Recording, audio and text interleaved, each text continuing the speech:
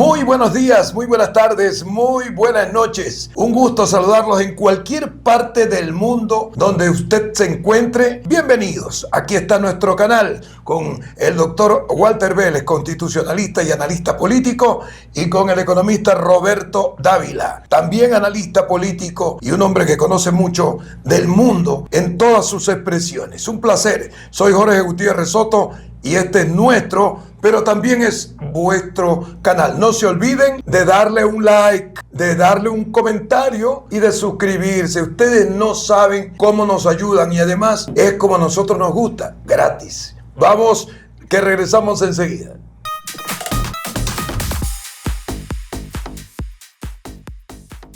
Amigos nuestros, estaba en mi hogar cavilando sobre todas las cosas que ocurren en América, y cuando hablo de América, hablo de toda América. De la América donde se habla el inglés, donde se habla el español, donde se habla francés y el neerlandés, y donde se habla también el portugués, sí amigos. Todos estos idiomas se hablan en América. Fuera de algunos idiomas autóctonos y originarios de nuestro continente, como el quechua o el quichua en Perú, en Ecuador, en Bolivia, el guaraní en Paraguay, un lindo país y un idioma, un dialecto precioso. Roja y Ju paraguayí, Temborobá, Yajaya Paraú. Uy, cuidado que los paraguayos me oyen y saben que eso no está bien. Cuñataí porá en Paraguay, claro que sí, el guaraní, el aymara o aymara en Bolivia, el yucateco en México y parte de Centroamérica. Bueno, de esa América nuestra, de esa América querida. Y digo que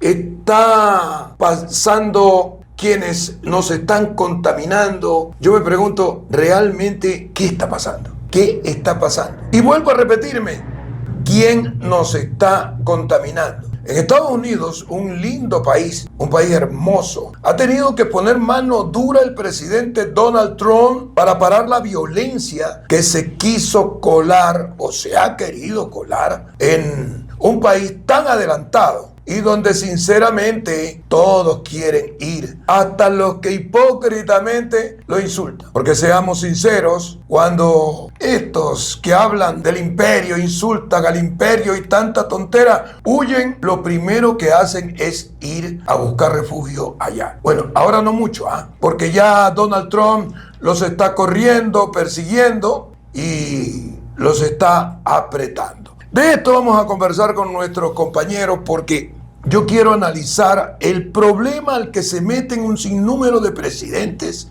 últimamente. ¿Cuáles presidentes?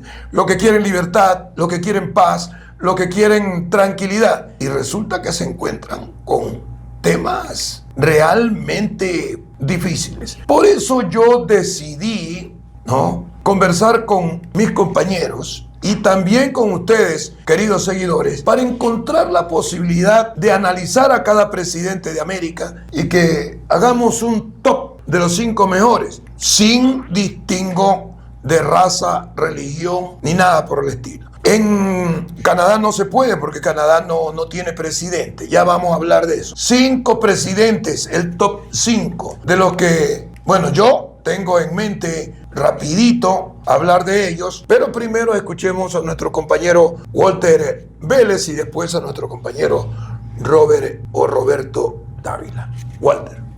Gracias, Jorge, Roberto, un gusto saludarles. En realidad, en Estados Unidos, que ha sido como el centro de la migración mundial, no solamente de América, porque recordemos que hace muchos años los primeros que comenzaron a emigrar allá eran los europeos, y en esa cantidad de gente que llegó de Europa fue cuando también se instalaron los famosos italianos, que en su momento era una cosa nostra, y que contaminaron a los Estados Unidos, que tuvo que combatirlo. Hoy en día, pues de acá mismo en América hay mucha gente que ha emigrado y obviamente se han comenzado ya a instalar pues estas agrupaciones criminales que están siendo combatidas por el presidente Trump. Ahora, dentro de los 5 presidentes, para mí, en mi concepto, no lo pongo a Donald Trump. Yo no lo pongo a él. ¿Usted no lo pone a No lo pongo a Donald Trump porque considero que él, de una línea política conservadora, ha traspasado esa línea a un nacionalismo que lo veo como un nacionalismo radical.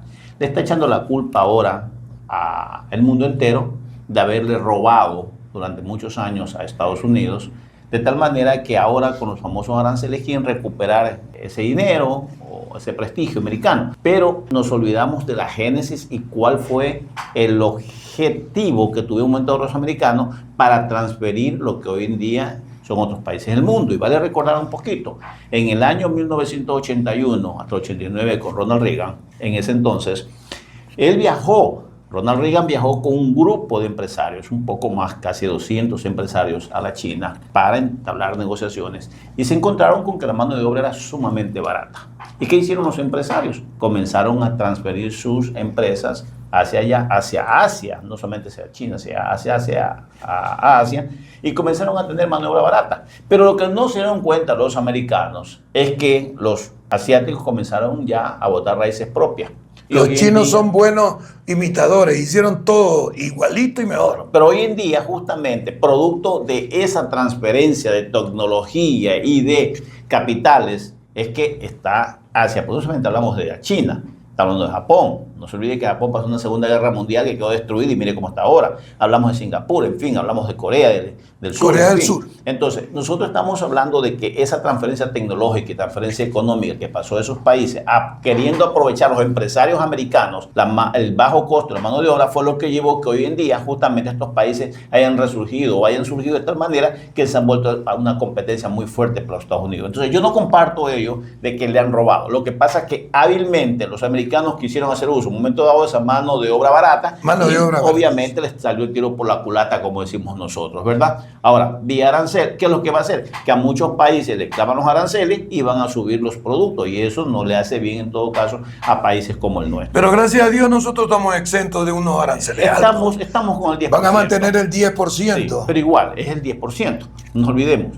Entonces, pero al margen de ello, ahora yo pongo, por ejemplo, en la lista de los mejores presidentes, yo sí lo pongo a Bukele, porque él ya pasó unos periodos, ha sido reelegido, el pueblo le ha dado la confianza con la asamblea, con los cambios que ha estado realizando y sigue gozando de esa popularidad. Por ejemplo, Milei, ¿quién puede desconocer lo que este señor ha hecho en poco tiempo al bajar la inflación en más de un 50% lo que estaba ya en Argentina? Entonces, eso de allí hay que reconocerlo. Y un hombre que entra prácticamente sin parlamento. Entonces, es un hombre con una visión y firme en sus ideas. Daniel Noboa tiene una buena calificación porque es un hombre que se enfrentó también sin una asamblea a su favor y sin embargo se ha metido con lo más duro justamente que es esta corrupción galopante que ha habido en el país, esto de narcotráfico y todos los actos delincuenciales. Oiga, es que no es fácil enfrentar a todas estas mafias, pues no es fácil, hay que tener verdaderos cojones para hacerlos, pues, y lo ha hecho el presidente, un presidente joven que no ha tenido asamblea, que no ha tenido corte, que no tiene prácticamente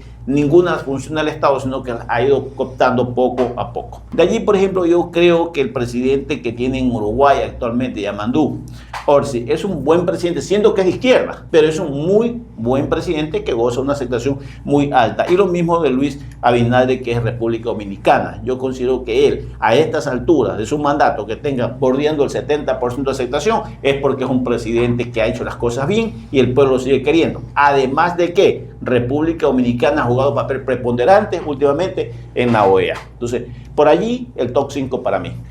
Muy bien, Roberto Dávila. Son top 5 de presidentes. A ver, creo que entre Jorge y Walter se ha hecho una introducción muy interesante con respecto a este tema. Solamente me cabe a mí recalcar ciertas cosas. Para la calificación de un top de un presidente a nivel de América, es muy complejo realmente, porque tendríamos que considerar algunas variables. Por ejemplo, estabilidad. ¿Qué tan estable está ese gobierno, ese presidente en su país? En el tema de legitimidad, realmente qué nivel de legitimidad tiene y fue democráticamente, está cumpliendo la normativa jurídica, estatutaria, de acuerdo a la Constitución. ¿Qué tan fuerte es eso como una variable? ¿Cómo está manejando la economía en su país? Y sobre todo, las relaciones internacionales que está teniendo con el resto de países. Y un punto preponderante que se tiene que manejar en función de lo que son las variables, que es el tema educativo, considerando que la política internacional debe manejar, bien lo decía Hong Kong, Singapur, los países europeos, han trabajado muchísimo en el tema educativo de su población y eso es lo que repercute realmente en los resultados futuros de lo que vienen a ser los nuevos gobernantes, ¿verdad? En esa perspectiva, yo sí, por ejemplo, siendo nosotros mirando la política internacional desde el Ecuador, por ejemplo, digo, ¿qué tan malo es ser nacionalista o qué tan bueno es ser nacionalista? Por ejemplo, los argentinos son muy nacionalistas, ¿no? Sin embargo, orgullosamente nacionalistas. Entonces para ellos no hay mejor cosa que aerolíneas argentinas. Es lo mejor que hay. Todo lo de ellos es grandioso. O sea, realmente es malo o es bueno, el juicio de valor habría que considerarlo. Pero ya desde un punto de vista presidencial, cuando estás afectando y que los daños colaterales no te importen y estás afectando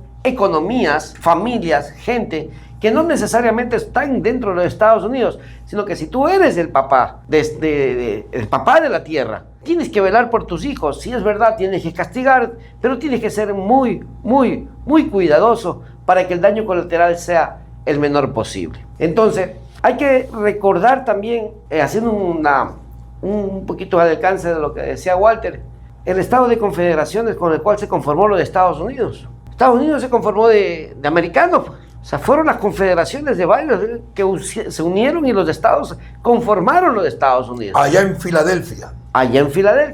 Y después se une California. ¿Y cómo se une California siendo de México? Ahora resulta que son enemigos los mexicanos.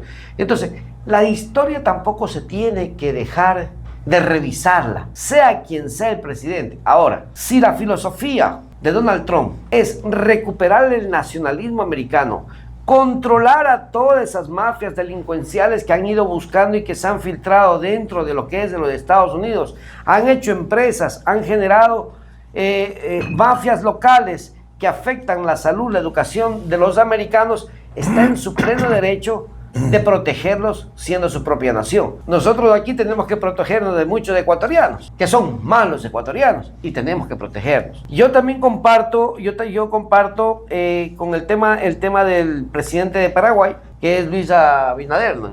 De Uruguay. El de Uruguay es Yamandú Orsi, ¿no? Estoy hablando de República Dominicana. Sí, República Dominicana. Entonces, República Dominicana también, yo estuve analizando un poco cuál es la percepción de la gente con su presidente, o sea, la gente que está conviviendo con ese presidente, y la concepción del pueblo de República Dominicana le da un voto muy, muy favorable a este presidente. Es que República Dominicana está precioso y, entonces, y se mantiene al lado de un cáncer, porque es Haití, pues. O sea, entonces, tú lo tienes ahí al lado. Hay una diferencia como de la noche al día entre Haití con República Dominicana y se mantienen incólumes, no permiten contaminarse. Así es. Nayib Bukele igual, yo incluso le diera un voto de popularidad, no de popularidad, sino más bien un voto de confianza a Lula da Silva, porque si un pueblo quiere a su presidente y lo elige y lo reelige y lo extraña y lo solicita, son ellos los que realmente están conviviendo y el porcentaje con que se mantiene Lula da Silva todavía es bueno. Entonces, también coincido con Walter, es que hay presidentes que no se los puede medir todavía, porque hay que esperar que sus resultados en el tiempo comiencen a hablar por sí mismos y las evaluaciones tendrían que ser futuras. Voto de confianza para Daniel Noboa, que ha enfrentado con valentía las mafias organizadas del crimen, sobre todo. Y pues esos son puntos importantes. El presidente de Argentina igual, el presidente de Paraguay también muy buen presidente, muy querido en su país. Entonces yo creo que sí hay buenos presidentes que están inmersos en sus países, y sobre todo los países americanos, no hablemos tanto de las Américas del Norte, porque son países anglosajones que realmente terminan teniendo una cultura diferente, ¿no? No se le ocurre a Maduro por sacar, ponerlo ahí. Es una broma. Es una broma. Entonces, pobre pueblo venezolano. pobre pueblo venezolano, tener que aguantar estos regímenes dictatoriales. Eso ya no sale, tienen que acostumbrarse. Es realmente una cosa muy lamentable para ya eso no sale, salvo alguna invasión extranjera. Entonces, en ese contexto, para mí estos presidentes son presidentes que es importante analizarlos, analizar su gestión, porque las cosas buenas hay que mirarlas y hay que a veces copiar las cosas positivas de un país. Los chinos que decía Walter, los chinos se hicieron copiando. Hasta cuando estaba Mao, China era terrible. Quien reemplaza a Mao es que dice dos palabras espectaculares. No importa el color del gato, lo importante es que case ratones. Así dijo el presidente chino. Jianping parece que era algo así. Que tenga buen sabor el chaulafán. Y él dijo, no importa el color del gato. ¿Qué más quieren decir? No importa si es rojo, blanco, azul. Lo importante es que case ratones. Y entonces comenzó a recibir, para aquellos que dicen que la China es comunista, que dice que la China es más capitalista que los Estados Unidos. Así de sencillo. Tan capitalista. Chinito no es el Bluto. ¿Ah? De ser tan capitalistas que hasta compran el petróleo. Pero, y te conceden crédito no solamente a través de un organismo como el Fondo Monetario, sino que ellos directamente te dan el dinero y te lo dan a futuro para que le pagues. Y le venden el petróleo con el precio actual. Y tienen KFC, Starbucks, tienen McDonald's, tienen todo. Y los gringos crearon empresas en la China para construir los carros. Hoy por hoy todos los carros que salen son, señores, son chinos. Y les ponen ahí el logotipo de uno, del otro, así de sencillo. Bueno, ya usted ya dio sus 5, ¿no? Solamente la cuestión, sí, ahí está. Ya. Y solamente la cuestión de Donald Trump, ¿no? Yo creo que Donald Trump en realidad lo que apunta a crear es un estado de incertidumbre comercial a nivel internacional, a nivel mundial, con el objetivo de que muchas de las empresas americanas que se han ido a países a montar infraestructuras en países adyacentes a Estados Unidos, regresen nuevamente a Estados Unidos a poner los dólares en Estados Unidos. Eso es lo que está haciendo Trump. Muy bien. Me voy con mis 5. Yo voy a ser rápido porque tenemos ¿cuánto tiempo? ¿Cómo estamos de tiempo? Perfecto. Voy a ser rápido. Señoras, señores, a mi criterio muy personal, yo sigo apostándole al Necaxa, decía ¿se acuerda de don Rondamón? Yo le apoyo al Necaxa. Yo sigo apostándole a Donald Trump. ¿Es nacionalista? Sí es nacionalista y tiene derecho. Tiene todo el derecho del mundo. Yo también que fuera nacionalista. Defendería el derecho de mis ciudadanos. Estados Unidos estaba perdiendo su identidad. Estaba perdiendo su presencia. Llegaron algunos políticos que allá también hay de izquierda, manejaron el país y permitieron todo y de todo, y de eso se aprovechaban el vivo criollo que es latino. Casa que estaba deshabitada, cójansele, y así comenzó pues, ¿cómo se llama Cheito? No era Cheito, era el que lo deportaron de Venezuela, Leito, unos pelos pintados, Leito, ¿qué más era? Oficial. Y comenzó a decirle a los latinos que se cojan las casas que a la final un gringo había construido, pero tenía que trabajar en otro estado y la dejaba ahí, que se la cojan, porque estaba permitido por la ley. También la ley permitía que una vez que usted pise suelo norteamericano, el estado tenía la obligación de darle comida, trabajo y hospedaje. Señores, hace un año fui a los Estados Unidos antes que ganara Trump y no encontraba hotel, porque todos los hoteles estaban llenos de todos los migrantes que habían llegado a los Estados Unidos y tenían que estar en los hoteles. Les pagaba el Estado y les daba una tarjeta, típico. Entonces ya pues los panas se pasaron por Panamá, se pasaron por todas partes, por México, para llegar a los Estados Unidos. Esto lo está volviendo poco a poco Donald Trump, porque primero hay que cuidar de su gente. Primero tiene que cuidar de su gente. Acuérdense quién entró, qué cártel entró a los Estados Unidos. Vea, Yo les digo una cosa, mis queridos North Americans, se salvaron, gallito. Si eso volvía a pasar 4 años más, Estados Unidos estaría igualito como Venezuela, como Bolivia, porque esta gente es fácil de contaminar o de que contaminen rapidito. Miren lo que pasó con Venezuela, el país más rico de Latinoamérica, señores, y uno de los más ricos del mundo. En menos de 15 años lo tiraron, digo 15 años porque de ahí para adelante, menos en 10, lo tiraron patas arriba, como se dice popularmente. Yo le apuesto al Necaxa, es decir, a Donald Trump. Ese es mi primer presidente para mí. Segundo, Bukele, que también encontró ese país hecho pedazo con las maras. Las maras salvatrucha, era un lujo para esta gente tatuarse toda la cara, el cuello y mostrar las maras. Este hombre se paró tieso, y eso es lo que le digo a los ecuatorianos para que entiendan. Bukele no demoró un añito para bajar esas maras. No fue rapidito, fueron 4 años. De ahí volvió a participar, y ahí sí con mayoría de diputados en el Congreso. Ya tomó el poder, y ahí sí reformó un sinnúmero de leyes, y hasta el CETOC hizo. ¿Saben cuál es el CETOC? Es la cárcel más veneno para todos esos jóvenes que se perdieron, desgraciadamente, por culpa de los políticos, porque nadie se pierde solito. Si a esos jóvenes le hubieran dado educación, trabajo, alimento, sus familias hubieran tenido cómo mantenerse bien, con toda seguridad ellos hubieran sido mejores. Entonces, le apuesto a Bukele. Bukele es uno de los presidentes, eso sí, más bien parados. Yo voy a ir por Daniel Noboa, pero a mí me parece que Daniel Noboa tiene 2 debilidades. Una, la forma de comunicarse. No, parece que es un poco aletardado en el tema de la comunicación, de hablar. No habla mucho. Alguien me dijo que piensa en inglés y habla en español.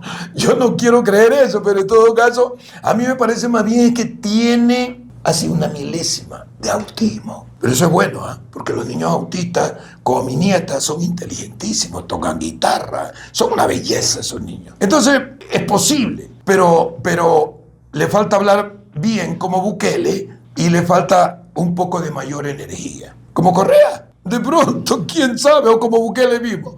Bueno, mi tercer candidato, ya dije Bukele, no se paró tieso, se le paró tieso a todos. Y hoy por hoy, El Salvador, me muero por ir a El Salvador y voy a ir, porque hoy por hoy es un lujo de país. ¿Cómo le decían? El pequeñín de América, ¿cómo es el enanito más chiquito que hay? El pitufo, no, tiene un nombre. Alguien que me ayude, me escriba desde El Salvador. Tienen un país lindo, cuídenlo. Ahora nos están molestando Bukele porque está recibiendo delincuentes que cogió preso Estados Unidos y lo está metiendo al CETOC. No sé hasta qué punto sea ventaja o no, pero lo cierto es que el pana se gana $6 millones anuales por tener ahí, y tiene que mantener la cárcel. ¿Cómo la mantiene si no recibe ese billete? Entonces, Bukele. Tercero, Noboa se ha enfrentado a un país tremendamente duro. No crean porque Noboa es el culpable en año y medio de todo lo que está pasando. ¿A quién le van a meter ese dedo? Solamente los que no piensan. Pero los que pensamos sabemos que Noboa ha heredado lo que dejaron plantado, sembrado, por si no le salían los números, algunos que desgraciadamente intentan volver. Para mí Noboa es uno de los buenos candidatos. Y de ahí le apuesto a Santiago Peña de Paraguay, Raúl Molina de Panamá, también está Luis Abinader de República Dominicana y también está Yamandu Orsi de Uruguay. Se los pongo ahí a ustedes, amigos, que ya oyeron a Walter y también a Robert, para que ustedes me comenten. El que quiera escogerlo a Nicolás Maduro, no hay problema.